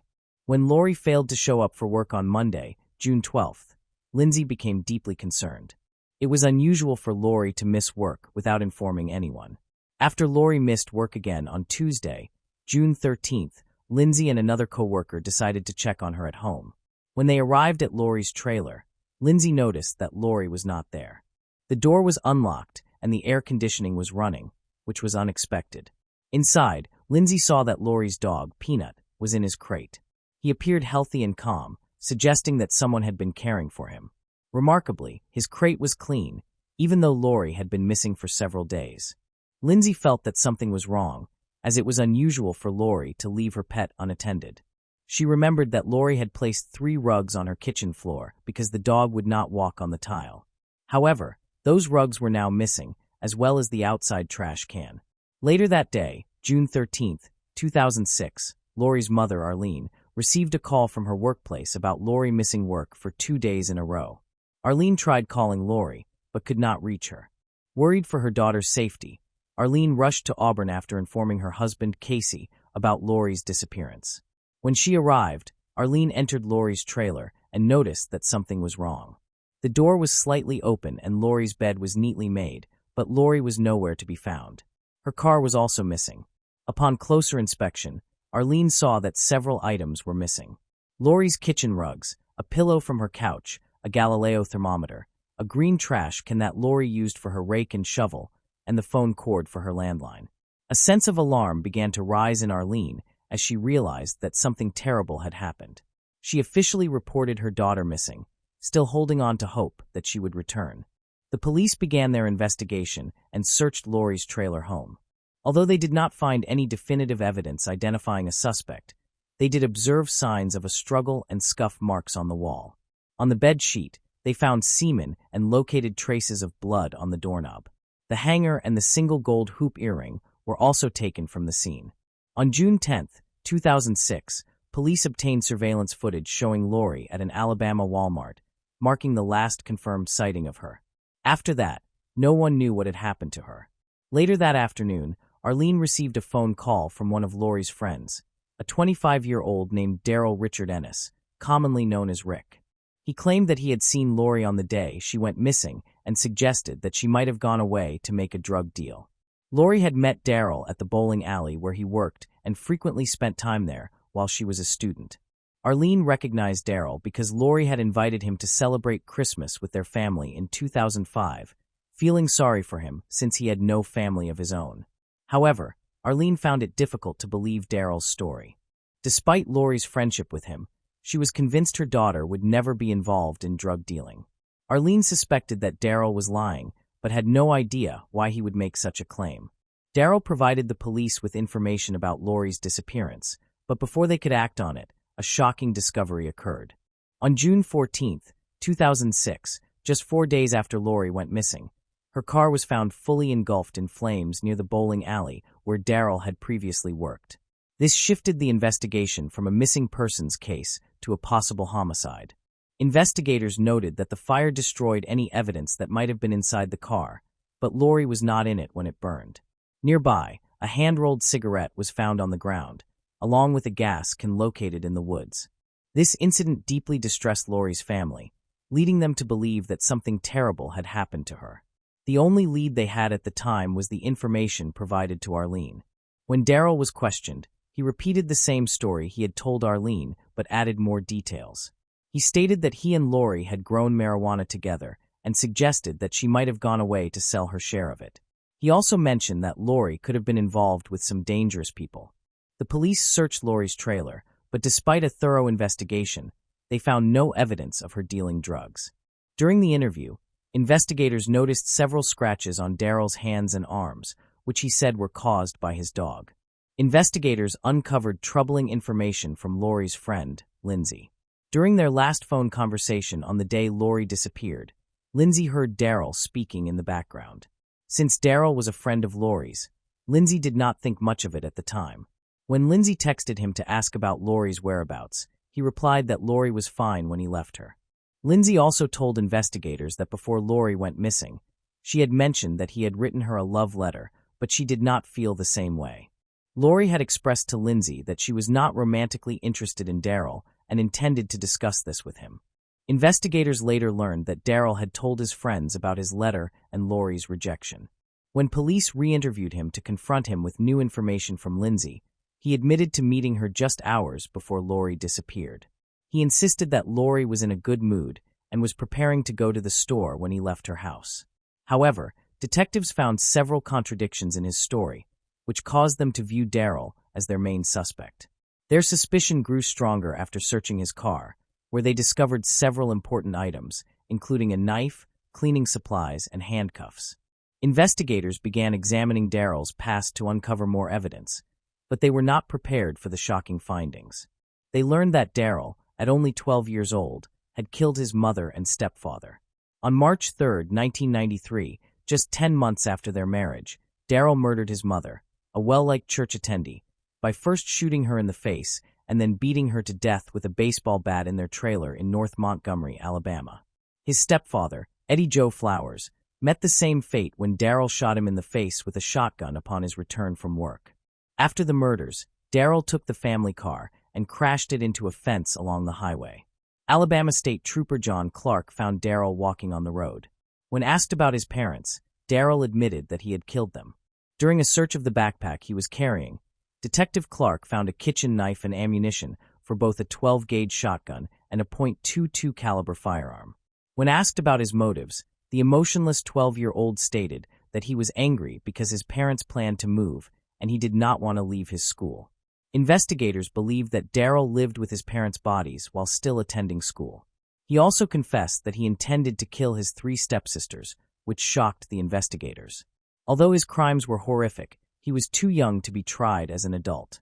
As a minor, he received a 9-year prison sentence for the double murder. After his release, he moved to Auburn, where he met Lori Slasinski. When Lori went missing, Darryl became the main suspect. However, despite his criminal history and the large amount of circumstantial evidence, authorities could not charge him with Lori's murder without her body or any direct evidence connecting him to the crime. A few weeks after being interviewed by detectives, he left Auburn and eventually settled in Huntsville, Alabama in 2007. By that time, Lori's case had become cold. After moving to Huntsville, Darryl quickly moved in with a roommate named Abram. Abram noticed that Darryl had brought kitchen rugs with him, which he said were a gift from someone. Darryl also told Abram that he was in love with a woman from Auburn who had mysteriously disappeared, but he did not reveal her name. Abram thought these conversations were normal until he learned of his troubling past. This caused him to ask Darryl to leave immediately. When Abram returned to his apartment, he found it in complete disarray. The police later recovered the rugs, and one of them tested positive for Darryl's blood. Abram also remembered seeing a Galileo thermometer in Darryl's room before he moved in, which was the same type that was missing from Lori's home. Unfortunately, the police were still unable to link Darryl to Lori's murder, as the main suspect remained unidentified. The case remained unresolved, leaving Lori's heartbroken family searching for answers for years. For many years, there were no developments in the case. Then, in 2016, Mark Whitaker, a special agent with the Alabama State Bureau of Investigation, created a cold case unit to re-examine Lori's disappearance. He worked with his longtime partner, Agent J.W. Barnes. Lori's case was their first focus. They revisited the evidence, sent some items to forensic labs for testing, and conducted multiple interviews. As they reviewed the evidence, Darryl became their primary suspect. Agent Mark was aware of Darryl's past and strongly felt that he had harmed Lori, but he struggled to find enough evidence or a body to prove his guilt. In an unexpected development, Agent J.W. Barnes, who is Agent Mark's partner, uncovered a vital piece of evidence while reviewing old files. He located an unopened report in an envelope that had remained untouched for 10 years. After Lori disappeared in 2006, the police collected evidence from her trailer, but no one followed up until the results were finally examined. The analysis revealed that semen found on Lori's bedsheet and blood on the inside of the front door matched the DNA of Darryl Ennis. With this evidence, investigators were able to construct a strong case against him, leading to an indictment in 2018. At that time, Darryl was happily engaged to a school librarian named Elena Atkinson and was living in Pilot, Virginia, where he worked for a company that designed and built portable living structures called yurts. On August 6, 2018, which was his 38th birthday, Darryl Ennis was arrested by a U.S. Marshals Task Force 12 years after Lori Slasinski disappeared from Auburn. While Lori's family felt relieved, Darryl's fiancée and co-workers were shocked by the news. He faced 2 counts of capital murder. The trial finally began on April 1, 2022. The prosecution presented evidence suggesting Darryl's involvement in the crime, including a cigarette but found in Lori's bedsheet that contained his DNA. In response, the defense claimed that police might have taken the cigarette from Darryl's home and planted it at the scene. They also tried to undermine Lori's character, suggesting she was a drug dealer to explain his DNA being on the bedsheet. Darryl claimed he had consensual sex with Lori before she disappeared, implying that they were still intimate despite her rejecting him. However, his account lacked credibility, especially after 2 witnesses provided shocking information. One former co-worker from Alabama, Jeremy Brooks, reported that on June 9, 2006, just one day before Lori's mysterious disappearance, he received a call from Darryl.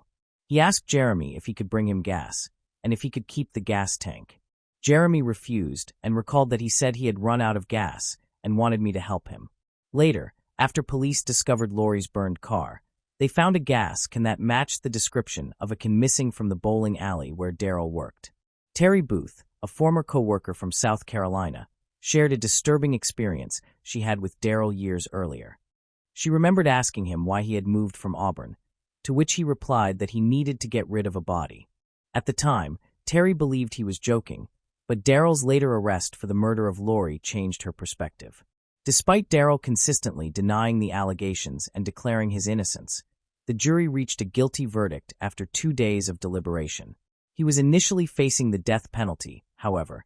The district attorney decided to remove that option after consulting with Arlene.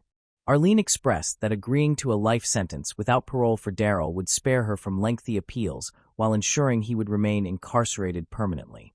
On April 14, 2022, he was sentenced to life in prison without the possibility of parole and is currently held at the William E. Donaldson Correctional Facility in Bessemer, Alabama. For Arlene, this verdict brought mixed emotions. With tears in her eyes, she expressed that it forced her to confront the painful reality that Lori would never return home, a hope she had held onto in her heart. In reflecting on Lori Slasinski's tragic story, it is impossible to ignore the heartbreaking details that unfolded throughout her case. From her vibrant personality and promising future to the chilling revelations of Darrell Ennis' past, every twist and turn serves as a reminder of the fragility of life. The love between Lori and her family, especially her mother Arlene, paints a poignant picture of loss and longing for closure. The perseverance of investigators and the eventual breakthrough in the cold case remind us that justice, though sometimes delayed, can still prevail. As we honor Lori's memory, we recognize the profound impact her life and disappearance have had on all who knew her, as well as the vital importance of protecting our communities from those with dark histories. Moving on to the next case. The case of Tristan Borlase.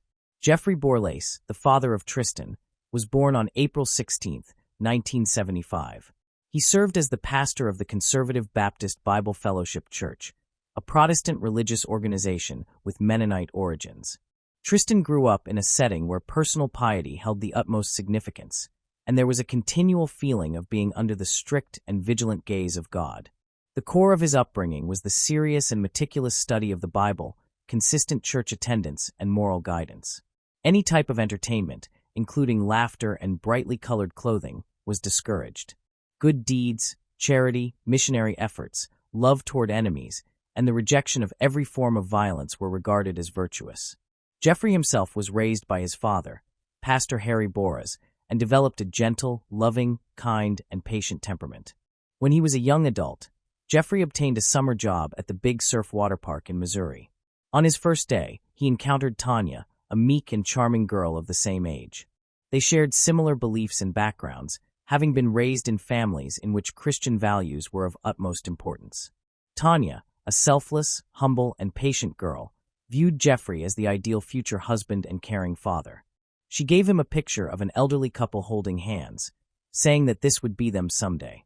Kathy, Jeffrey's mother, earnestly prayed that God would bless her son with a wife who loved the Lord wholeheartedly. She believed her prayers were fulfilled when Jeffrey married a young woman who shared their strong Christian faith. The family of the newlyweds became a continuation of the principles with which they had been raised. Tanya carefully kept the treasured photograph of the family in their album. Before long, the young couple welcomed their first child, a delightful daughter named Taylor. Over time, 3 additional children were born, and the youngest was a son named Tristan. Taylor grew into a supportive and caring older sister to her siblings. She had a particularly close relationship with her younger brother Tristan, and they bonded over mutual interests such as sports, music, and playful mischief. The family believed that raising children involved nurturing their spiritual development and strengthening their connection with God. As the initial 4 children grew older, the parents chose to enlarge their family by adopting 4 more boys from an orphanage, fulfilling their Christian duty. Open, friendly, and loving toward everyone, the family became increasingly crowded. In accordance with the family's religious principles, the children were forbidden from using cell phones and social media until a certain age, and asceticism in desires and needs was encouraged. The children were forbidden from dating girls until finishing high school, meaning until the age of 18. The study of the Bible and other religious subjects was mandatory.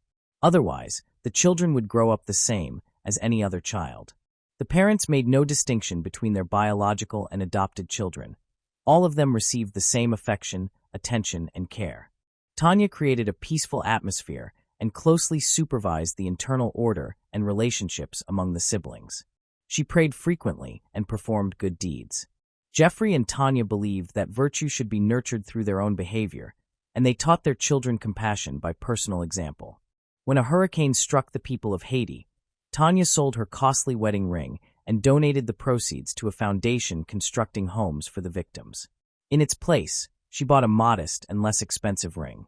In 2015, Taylor finished high school and moved to Boone to study at Appalachian State University. This development left Tristan very saddened. He remained by himself. Tristan had resisted the restrictions placed on him since childhood and disagreed with his parents' religious convictions. He felt upset about not having a cell phone and being unable to interact with his peers on social media, viewing such interaction as an essential part of modern teenage life. After Taylor left, disagreements with his parents became more common. In December 2017, the family experienced positive changes. Jeffrey, his wife, and their children relocated to a new home with a large piece of land in Deep Gap, Watauga County, North Carolina. The house stood on a dirt road that led into a wooded area and was considerably more spacious than their earlier residence. The new home was located just under 2 miles from Tanya's mother Robin's house. This closeness made it easy for Jeffrey to go to her for assistance with the younger children whenever necessary. It is uncertain whether the move was a pleasant change for Tristan, since he had to switch schools and adjust to a different environment. In Watauga, he attended the local high school and became part of the track team. The other children managed to find work as camp counselors during the summer. At first glance, it may have appeared that everything was fine within the Borlase family, but that wasn't true. Over time, Tristan's behavior grew increasingly troubling. In 2018, the school required multiple sessions with a psychologist to deal with issues involving anger management and impulsive behavior. By 2019, when Tristan was in high school, he began to struggle with certain academic subjects despite his notable abilities. These academic problems only intensified as time went on. The transition had turned Tristan from a hard-working, involved student into an indifferent, withdrawn teenager who lost interest in his studies. Tristan began skipping classes frequently and showed no desire to learn. During lessons, he would wear headphones and seem mentally absent. Some teachers attempted to assist him, but he stayed uninterested and disengaged. Tristan's behavior at home was also problematic. He often clashed with his parents about getting his own phone and using social media. Tristan spent many hours online, and on Instagram, he described himself as a musician. Taylor kept a close watch on her siblings' lives and noticed that Tristan often argued with their parents, especially their mother, about religious matters. She also discovered that Tristan was facing other problems at school. Although Taylor tried speaking with her younger brother, the bond they once had diminished. Eventually, Tristan became friends with a girl from their religious community, Evelyn Faith Jackson. They began meeting up, ignoring the ban on intimate relationships. Occasionally, they even smoked forbidden substances. Tristan also complained about his mother, who would talk to him at night about his behavior, leaving him exhausted and unable to concentrate at school. He was deeply worried that he had many shortcomings that kept him from meeting his mother's expectations and that she could not feel proud of him. On April 10, 2019, many hidden aspects of Tristan's life became exposed. Surveillance cameras had been installed in the goat pen, and Tristan's old mobile phone, which he occasionally used in secret, was discovered. That day, Tanya took the phone for some reason and read text messages in which her son was engaging in sexual conversations with girls and discussing illegal drugs with them. His parents contacted him through a family chat, informing him about the information found on his old phone. That same day, Sherry King, Tristan's English teacher, called his mother to voice concerns about his academic performance and conduct. Tristan's mother returned the call and said that she and her husband would be coming to the school shortly to discuss Tristan's grades with him. Sherry King then conveyed this to Tristan, who was extremely surprised by the news. Tristan's parents went to the high school to address the situation. Tristan's discussion with his mother centered on several important subjects. They talked about the value of academic achievement, maintaining proper relationships with girls, and the dangers of illegal drugs. His mother also stated that she preferred he study only Christianity rather than explore other religions. Tristan felt obligated to listen and acknowledge the areas in which he needed to improve. Together, they created a list of qualities they considered desirable, such as honesty and compassion. At a certain moment, Tristan's mother came up behind him, put her arm around his neck, and applied pressure. This caused Tristan to react instinctively, making him turn around and accidentally elbow his mother. According to him, his mother had never done anything like that before, which is why he reacted in that manner. His mother, startled by the blow, grabbed what he believed to be a pair of scissors from a shelf, and moved toward him. He, shocked by what was happening, stabbed her because he thought he was defending himself, then ran to get help from his father. That evening, Tristan arrived at his grandmother Robin's house around 8:30 p.m. to pick up his younger brother, who found this unexpected. Tristan said that their parents urgently needed to go to the store. 20 minutes later, another sibling called Robin, saying that he could not reach their parents and that they had not picked him up after work. Robin then called another child, Alexis, and asked her to pick up her brother, after which they agreed to meet at Jeffrey and Tanya's house to investigate. As they neared the house, Robin noticed blood on the porch. Inside, blood was everywhere. Alexis discovered a body under the hammock and saw Tristan, his face smeared with blood, running away. Alexis called emergency services, who instructed the family to lock themselves inside the car until the police arrived. The police arrived 10 minutes later. After waiting and speaking with officers, they were taken to the station and informed that Jeffrey and Tanya had been found dead. Tristan contacted his girlfriend Evelyn and went to her home. She observed that he appeared worried and had some scratches on his arms and forehead. However, Tristan told her that he had merely argued with his parents and had gotten the scratches from playing with his dog. Evelyn described Tristan's injuries as 3 scratches on his forehead, a wound on his hand, a cut on his finger, and a bruised fingernail. Tristan uploaded a photo of his injuries to Snapchat immediately after the incident, claiming that his father's dog had caused them. His girlfriend confirmed that the photo matched the injuries she had seen on him that evening. Tristan stayed at his girlfriend's home that night, and the following morning they went to Walmart and McDonald's, initially intending to go to school, but later changing their minds.